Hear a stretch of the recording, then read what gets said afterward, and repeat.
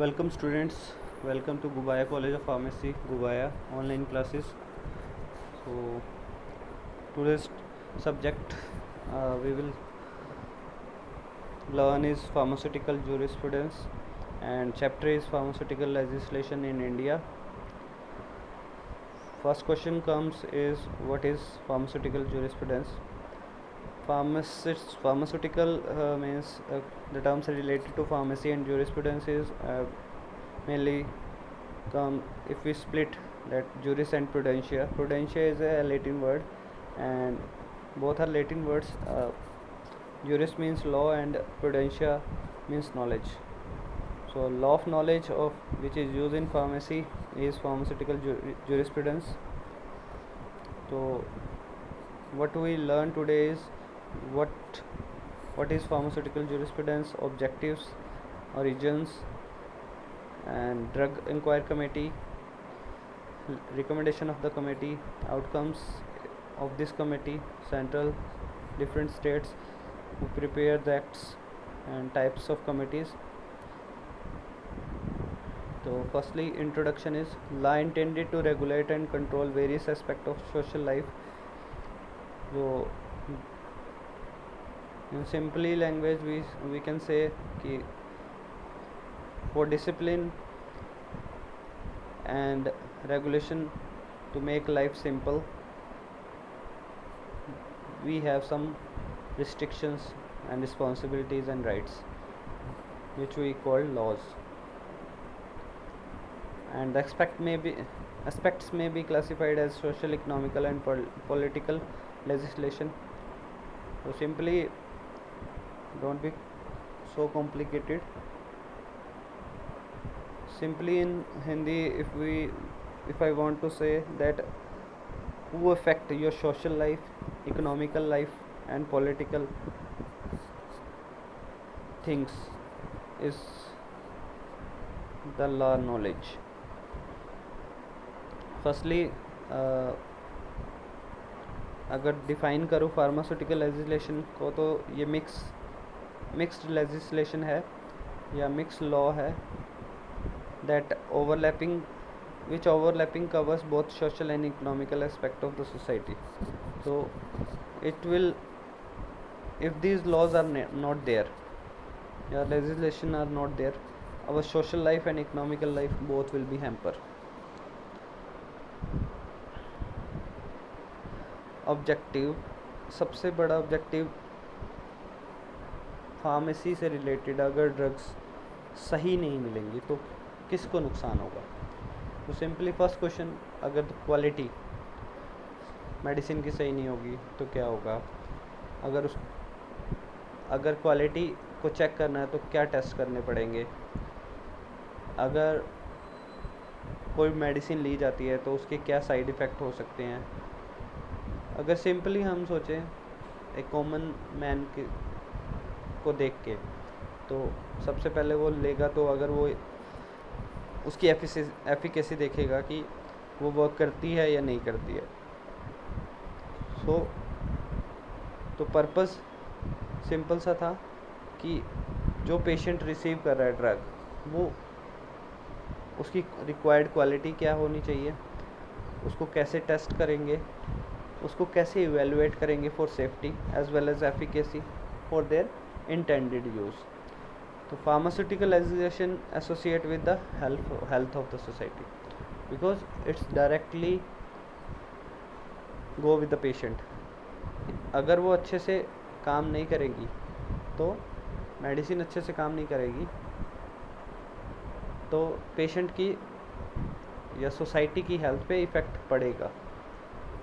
तो उसको इंश्योर करने के लिए कि जो भी ड्रग्स आए मेडिसिन मार्केट में, वो अच्छी क्वालिटी की होनी चाहिए और सोसाइटी की जो हेल्थ है उसको इम्प्रूव करे, उसको बेटर करे.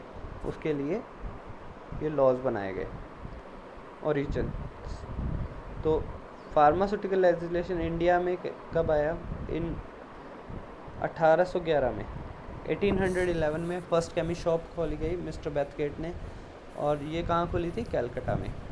उसके बाद 1821 में एक और फर्म खुली जिसका नाम था Smith Stanistreet and company, और उन्होंने एपोथेकेरी शॉप खोली और मैन्युफैक्चरिंग करने शुरू किया 1918 में।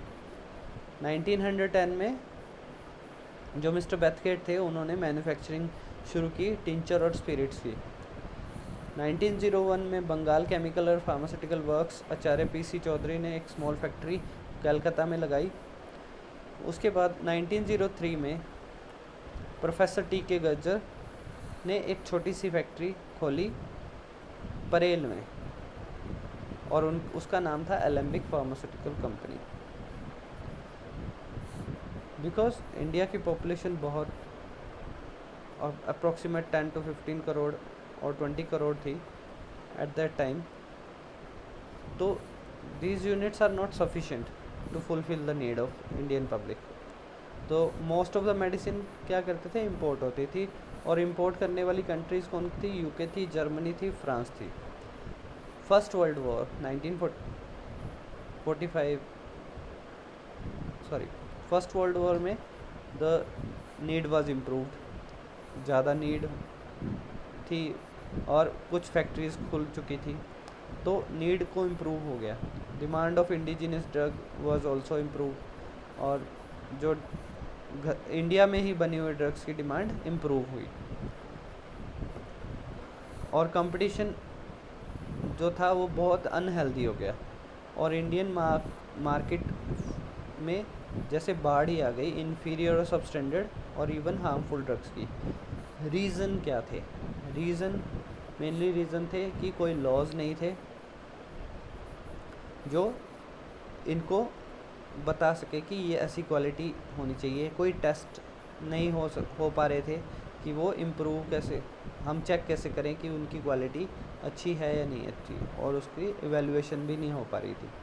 That's why drug inquiry committee आई, जो इंडियन गवर्नमेंट ने 1931 में बनाई। कमेटी चेयरमैन थे लेफ्टिनेंट जनरल RN चोपड़ा। इसको DEC बोलते हैं या चोपड़ा कमेटी भी बोलते हैं। इस कमेटी को कहा गया कि आप इंक्वायर करो जो पहले मैंने मैटर बोला उसको, और रिकमेंडेशन दो कि कैसे मैन्युफैक्चरिंग को कंट्रोल किया जाए, ठीक है, इंपोर्ट को कंट्रोल किया जाए, डिस्ट्रीब्यूशन को कंट्रोल किया जाए, और सेल ऑफ ड्रग्स स्मूथ हो सके in the interest of public. क्या क्या किया जाए, smooth control of manufacture, import, distribution and sale of the drug for the people, for the society, for the interest of public health। Chopra committee और DEC ने 90 recommendation दी, जिसमें से important recommendation थी कि एक सेंट्रल लॉ बना चाहिए drug control drugs and pharmacy professions का, टेस्टिंग लैब्स बननी चाहिए ऑल ओवर स्टेट्स में इंडिया में, जो क्या करे, ड्रग की क्वालिटी चेक कर पाए। एक एडवाइजरी बोर्ड को अपॉइंट करना चाहिए, जिससे क्या होगा कि objective of the act rules बने, जो एक्ट बनाने थे उसके रूल्स बनाए जाएं। कुछ एक कोर्स बनाए जाएं जिससे कि फार्मेसी ट्रेनिंग हो सके फार्मासिस्ट की, और प्रिस्क्रिप्शन के लिए उसको मिनिमम क्वालिफिकेशन होनी चाहिए रजिस्ट्रेशन के लिए एज ए फार्मासिस्ट। हर पेशेंट का रजिस्ट्रेशन होना चाहिए, पेटेंट का और प्रोप्राइटरी मेडिसिन का हर मेडिसिन का रजिस्ट्रेशन होना ज़रूरी है। Being crude drugs and also combined medicine used in indigenous system under control, भले वो क्रूड ड्रग हो या कोई कंबाइंड मेडिसिन हो, उसको एक सिस्टम के अंडर में कंट्रोल होना चाहिए। ड्रग इंडस्ट्री डेवलप होनी चाहिए इंडिया में, और मैन्युफैक्चरिंग जो मेडिकल स्टोर्स या डिपोज में होती है वो कम से कम होनी चाहिए। उसके बाद आउटकम्स ऑफ द कमेटी, क्या क्या आउटकम्स आए जो रिपोर्ट्स के बाद। फर्स्ट था इंपोर्ट्स ऑफ ड्रग बिल आया 1937 में, ड्रग एंड कॉस्मेटिक एक्ट आया 1940 में, और उसके रूल्स आए 1945 में। आफ्टर दैट 1948 में फार्मेसी एक्ट आया, drug and magic remedies act आया 1954, एंड उसके जो रूल्स आए 1955 में आए।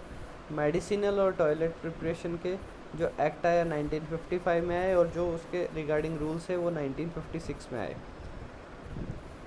उसके बाद कुछ स्टेट्स ने कुछ एक्ट्स लाए, जैसे बंगाल में म्यूनसिपल एक्ट आया 1844 में, फूड एडल्ट्रेशन एक्ट आया 1999 में, एक्साइज एक्ट आया 1909 में। मद्रास में आया प्रिवेंशन ऑफ एडल्ट्रेशन एक्ट 1919 में। उत्तर प्रदेश में आया यूनाइटेड प्रोविंसेस म्यूनसिपल एक्ट 1916 में। पंजाब में आया प्योर फूड एक्ट 1929 में, म्यूनसिपल एक्ट 1911 में। ऐसे ही बिहार और उड़ीसा में म्यूनसिपल एक्ट 1922 में, प्रिवेंशन ऑफ एडल्ट्रेशन एक्ट 1999 में, एक्साइज एक्ट 1914 में। उसके बाद 4 committees I, Bohra committee, Bhatia committee, Mudaliar committee and हाथी कमेटी। बोहर कमेटी जो था 1943 में आई, उसने हेल्थ सर्वे और development committee by government of India. ये क्या थी? हेल्थ सर्वे करती थी और डेवलपमेंट के लिए कमेटी बनाई गई थी। इसके जो चेयरमैन थे सर जोसेफ बोरे थे, उन्हीं के नाम पे बोहर कमेटी। इन्होंने क्या रिकमेंडेशन दिया? इन्होंने ऑल इंडिया फार्मास्यूटिकल काउंसिल बनाई और प्रोविंशियल फार्मास्यूटिकल बनाए। Strengthen of pharmacy profession and standards of pharmacist के स्टैंडर्ड्स बनाए। डिसिप्लिनरी कंट्रोल मेंटेन किया। Starting of revised courses of study, revised course study के रिवाइज्ड कोर्स की स्टार्टिंग की। Setting up of CDLs, it's a important thing. जो central drug laboratory बनी थी वो बोहर कमेटी की रिकमेंडेशन थी। Rigid enforcement of the drugs and cosmetic act 1940, जो 1940 में ड्रग एंड कॉस्मेटिक एक्ट बना था,